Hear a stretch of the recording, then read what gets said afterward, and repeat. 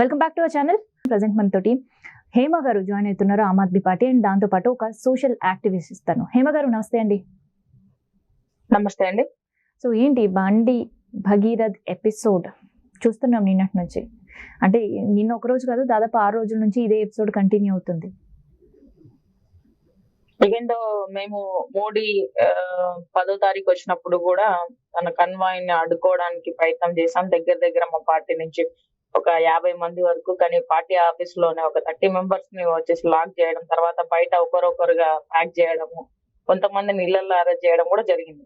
అంటే లైక్ బండి సంజయ్ ని పక్కనే పెట్టుకొని బీజేపీ ప్రభుత్వం ఈ రోజున వచ్చేసి మోడీ గారికి తెలియదా ఇక్కడ ఏం జరుగుతుంది అని చెప్పేసి, అంటే బీజేపీ డబుల్ ఇంజన్ సర్కార్ లో ఉన్న ఈ బీజేపీ ప్రభుత్వం ఎక్కడున్నా గానీ అక్కడ మహిళల మీద అత్యాచారాలు, మహిళల మీద పరిగెత్తి రేప్ చేసినా కూడా కనీసం వాళ్ళకి శిక్షలు లేకుండా వాళ్ళది ఏ విధంగా నడుస్తుందంటే రాజ్యం మా ఇష్టానికి సనాతన ధర్మం అనే ఒక ముసుగులో ఈ రోజున బీజేపీ ప్రభుత్వం, అంటే రేపులు మర్డర్లు చేసిన, మానభంగాలు చేసిన వాళ్ళందరూ బీజేపీ ప్రభుత్వం కొమ్ము కాస్తుంది అనేది చెప్పాలి.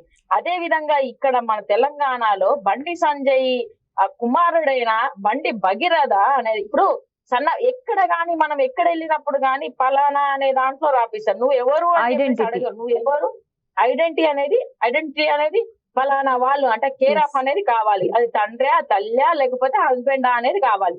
మరి బండి సంజయ్ అనేది కేంద్ర సహాయక మంత్రిగా ఉన్నప్పుడు ఆయన కొడుకు తప్పు చేస్తే మరి బండి సంజయ్ అనకుండా ఏమనాలా, అంటే ఆయనకు వర్తించదా? ఆయన కొడుకు మరి బండి భగీరథ అంటే ఎవరు కుమారుడు అనే దాంట్లో వచ్చినప్పుడు ఎవరైనా చెప్పాల్సిందే. నీకు నిజంగా అలాంటి చిత్తశుద్ధి ఉంటే నువ్వు ఇప్పటిదాకా రాజీనామా చేసేసి ఆ పొజిషన్ ని పక్కన పెట్టి నీ కొడుకును అరెస్ట్ చేయించాల్సింది.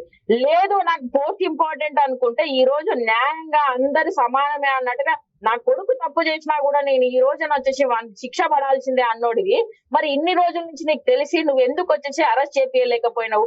తల్లిదండ్రులు వచ్చేసి అక్కడ అమ్మాయిని ట్రాప్ చేసిరు, ఈ విధంగా జరిగిందని చెప్పేసి బాధితురాలు తల్లి ఒక లెటర్ విడుదల చేసింది. షీ రోట్ ఎవ్రీథింగ్, అంటే బిగిన్ ఆఫ్ ద డే ఏమైనప్పటి నుంచి ప్రజెంట్ సిచ్యువేషన్ ఏంటి, మైనర్ కాదు అనే ఒక వాదన వరకు కూడా షీ రోట్. ఆ లెటర్ లో తను రాసి రిలీజ్ చేయడం అనేది అది ఒక ఇంత బాధాకరం. ఎందుకంటే తన బిడ్డే ఆల్రెడీ ఒక మైనర్ అని కేసు కంటిన్యూ అవుతున్న టైంలో అది హార్ట్ బ్రేకింగ్ ఆ లెటర్ అనేది. అయితే ఈ విషయాన్ని తల్లిదండ్రులుగా ఒక తండ్రికి చెప్తే తండ్రి వచ్చేసి ఆ స్థానంలో ఉన్నాడు, ఒక కేంద్ర సహాయక మంత్రిగా ఉన్నాడు, అనుభవం ఉన్న పర్సన్. అంతకు ముందు కూడా చాలా వీడియోస్ లలో తను చూస్తే చట్టం ఎవరికి చుట్టం కాదు, ఏ పార్టీ అయినా, ఎంపీ అయినా, ఎమ్మెల్యే అయినా, ఎవరికైనా వచ్చేసి పోక్సో కేసు ఉన్నది అంటే దాన్ని చట్టరీత్యంగా చెయ్యాలి. దాన్ని చట్టాలకు ఏ విధంగా అయితే శిక్షలు ఉంటాయో వాటికి పడతాయని నువ్వు నీ వీడియోస్ కి ఇన్స్పిరేషన్ అయ్యవచ్చు, లేకపోతే తండ్రిగా నువ్వు నచ్చ చెప్తావని నీ దగ్గరికి వచ్చినప్పుడు నువ్వేం చేసి ఉండాలా?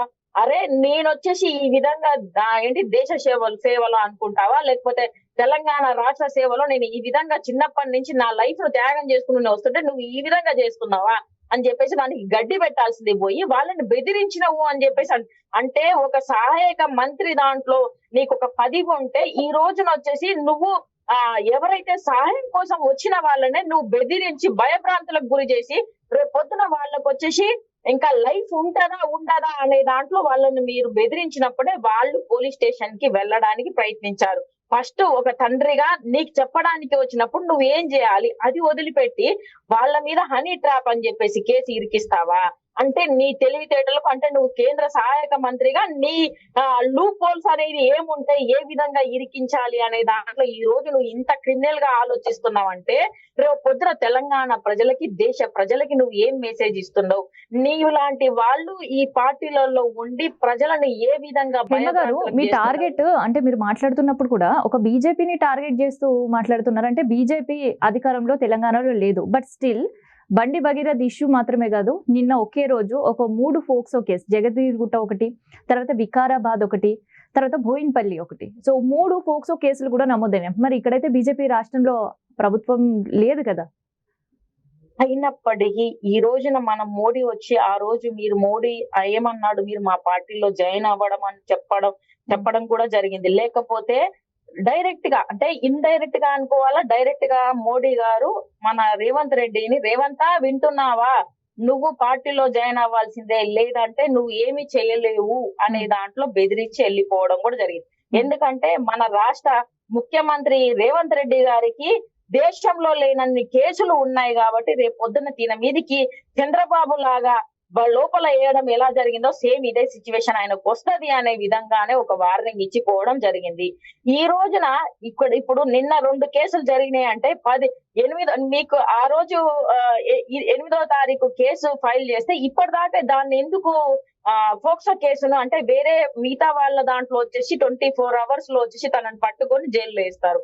ఈవెన్ దో ఫ్యామిలీ మొత్తాన్ని హరాస్మెంట్ చేసేసి 3rd degree ఉపయోగించి నీ కొడుకు ఎక్కడ ఉన్నాడు అనే విధంగా తీసి తనను లోపలేసి అంటే ఇప్పుడు బండి సంజయ్ పైన కూడా 3rd degree ఉపయోగించమని చెప్తారా ఏంటి? ఇప్పుడు చట్టం ఎవరికి చుట్టం కాదు అని తను చెప్పినప్పుడు ఫస్ట్ ఆఫ్ ఆల్ ఒక కేంద్ర సహాయక మంత్రిగా ఉన్నాడంటే తను చట్టాలను ఉపయోగించుకుంటాడు అనే దాంట్లో బీజేపీ ప్రభుత్వం తనను వెంటనే వచ్చి సస్పెండ్ చేయాల్సింది. లేదు అనుకుంటే నువ్వు ఈ ప్రాబ్లం ఏంటో సాల్వ్ చేసుకొని వచ్చిన తర్వాత దాన్ని బట్టి సిచ్యువేషన్ బట్టి మేము పార్టీలో తీసుకోకపోవడమా అనేది బీజేపీ ఆలోచించాల్సింది.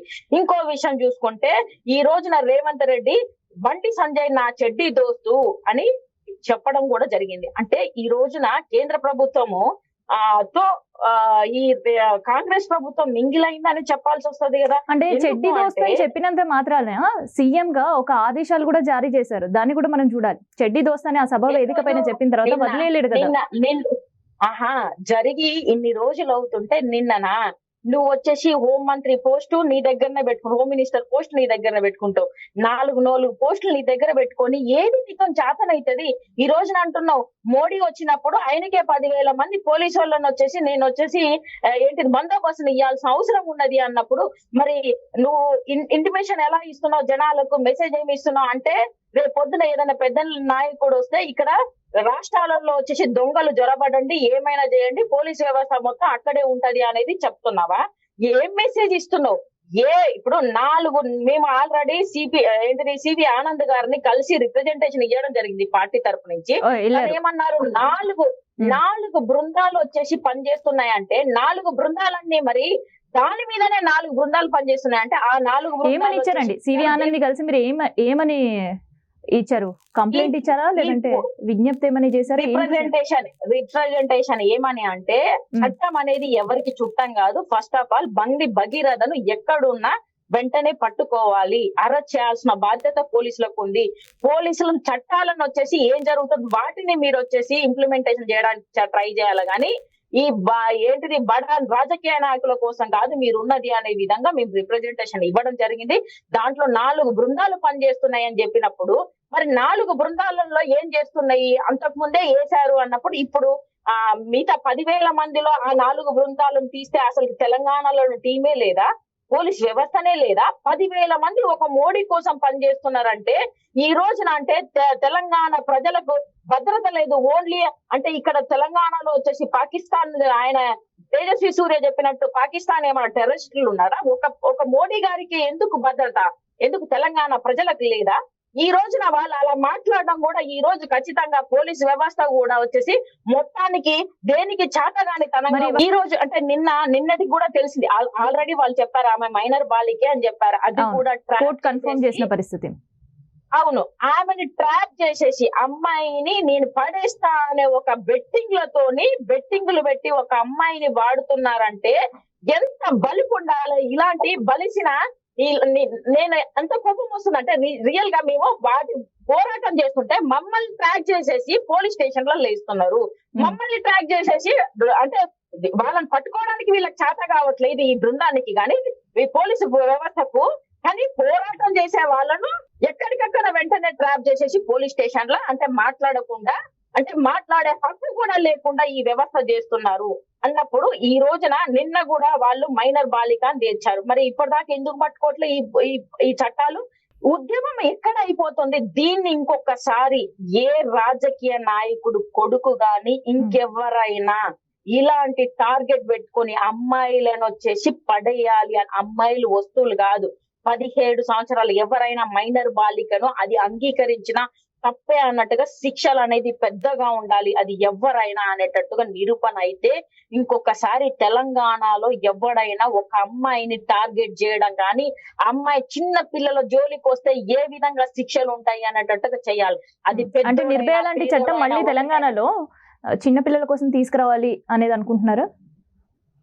ఉన్న చట్టాలను మీరు కరెక్ట్ గా ఇంప్లిమెంటేషన్ ఎందుకు చేయట్లేదు అని అడుగుతున్నా. అంటే బడా బాబులకు ఒకలాగా, రాజకీయ నాయకులకు ఒకలాగా, సామాన్యులకు ఒకలాగా, అదే వచ్చేసి ఏంటిది ఒక ప్రియాంక రెడ్డి అనే అమ్మాయిని రేపు చేసి చంపాయించి ఆమె మేజర్ బాలికనే కదా చంపాడు అనే దాన్ని కనీసం వచ్చేసి బయటికి తీసుకొచ్చి ఎలా జరిగింది ఏంటి అని చెప్పారా?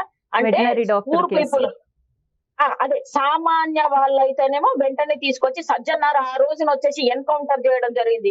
మరి ఈ రోజు బండి భగీరథ ఆయనను పట్టుకురావడానికి మీ కనీసం అప్స్టాండింగ్ లో ఉన్నారంటే మీ వ్యవస్థ ఓన్లీ పేదవాళ్లకు మాత్రమే ఈ చట్టాలు పనిచేస్తాయి, మీ రాజకీయ నాయకులకి బడా బాబులకి లేవా అన్నట్టుగా ఈ రోజున తెలంగాణ ప్రజలు ఈ రోజు రోడ్డు మీదకి వచ్చి ప్రతి ఒక్కరు చిన్న పిల్లలతో సహా అమ్మాయిలు అయితే ఏ విధంగా అంటే ఆడవాళ్ళని ఏ విధంగా మాట్లాడొచ్చా, చిన్న పిల్లని చూడకుండా మొన్న కవిత కూడా ఏం మాట్లాడుతుంది అంటే ఏంటిది చిన్న పిల్లగాడు ఆయన గురించి ఎందుకు మాట్లాడుతున్నారు, ఏంటిది ఒక పార్టీలో లేనైన గురించి ఎందుకు మాట్లాడుతున్నారు, చిన్న మొల్లాడు 25-26 సంవత్సరాల నుండి ఒక పిల్లను ట్రాప్ చేసి ఆ విధంగా చేస్తున్నప్పుడు అంతకుముందు వీడియోలలో కూడా జనాలను ఏ విధంగా కొడుతున్నాడు, తండ్రి అధికార దాహాన్ని పట్టుకొని చెప్పుకోరా ఆల్రెడీ అలాంటి కేసులు ఉన్న వాళ్ళని మరి కవిత నేను అమ్మను అని చెప్పేసి అన్నప్పుడు అమ్మ అందరికీ అమ్మలాగానే ఉండాలా?